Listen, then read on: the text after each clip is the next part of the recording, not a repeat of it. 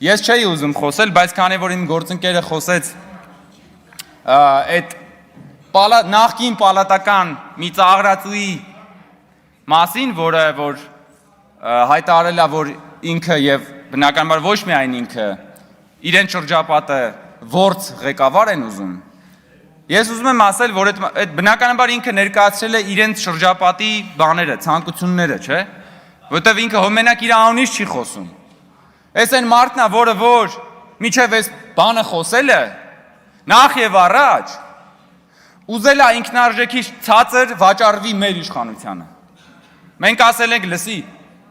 դու ապրանք չես։ Մենք չենք ուզում քեզ գնել։ Նրան ու նրա նմաններին ասել ենք, դու ապրանք չես, դու մարդ ես։